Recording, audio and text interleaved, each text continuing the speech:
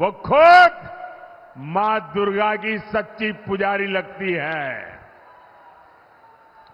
बंगाल में शाहजहां शेख जैसे अत्याचारियों का हौसला, और ऐसे एक दो नहीं है, हर गली मोहल्ले में ऐसे लोग बैठे हैं।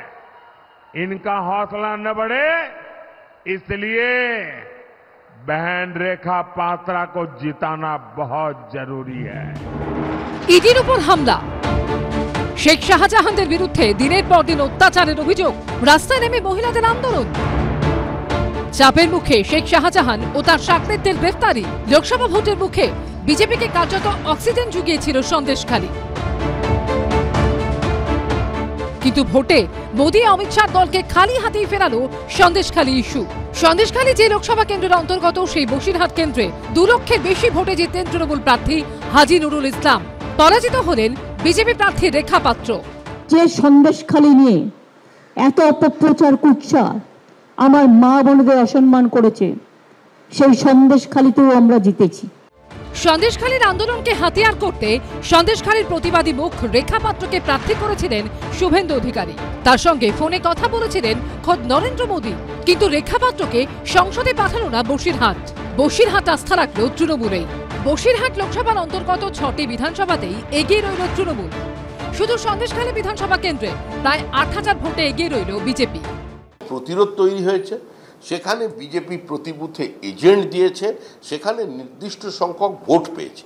কেউ যদি মনে করে থাকেন যে সন্দেশখালীকে কেন্দ্র করে সন্দেশখালীতে বিজেপি লিড দেবে আর হিঙ্গলগঞ্জে লিড দেবে আর বসিরহাট লোকসভা আসন বিজেপি জিতে যাবে, এটা তো নিশ্চয়ই কোনো সুস্থ স্বাভাবিক আপনি কোনো বিশ্বাস করতে পারে না এটা। তো সুতরাং এটার প্রভাব আছে, নিঃসন্দেহে এটার প্রভাব আছে, দুর্নীতির প্রভাব আছে। তাহলে বিজেপি ভোট আমরা পাচ্ছি কোথা থেকে? শুধু সন্দেশখালী নয়, ফেল করলেও বিজেপির দুর্নীতি ইস্যুও। স্কুলে নিয়োগে অনিয়ম থেকে শুরু করে গরু পাচার, কয়লা পাচার, গত 2 বছরে বাংলায় একের পর এক দুর্নীতির সামনে এসেছে। আদালতের নির্দেশে সক্রিয় হয়েছে কেন্দ্রীয় এজেন্সি। ইডি সিবিআইয়ের হাতে গ্রেফতার হয়েছেন পার্থ চট্টোপাধ্যায়, অনুব্রত মণ্ডল, জ্যোতিপ্রিয় মল্লিকের মতো তাবড় তাবড় নেতা মন্ত্রীরা, যাকে হাতিয়ার করে তৃণমূলকে আক্রমণ করতে সুর সপ্তমে চড়িয়েছেন মোদী অমিত শাহরা। কিন্তু বিশেষজ্ঞদের মতে এবারের ভোটে কোনো ছাপই ফেলতে পারেনি দুর্নীতি ইস্যু। ভোটের ফলটা কিন্তু একটা দুটো ইস্যুর ওপর নির্ভর করে না। এর দুটো পার্সপেক্টিভ আছে। একটা হচ্ছে শাসক দলের ওপরে অনাস্থা, এটা একটা দিক হয়।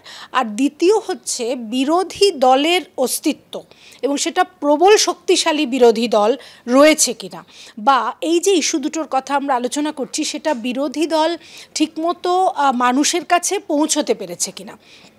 এক্ষেত্রে কিন্তু বিরোধীদের আমি বলবো ব্যর্থতাই, যে এই দুটো ইস্যু নিয়ে অনেক আলোচনা হয়েছে ঠিকই কথা, কিন্তু মানুষের কাছে তারা পৌঁছতে পারেনি।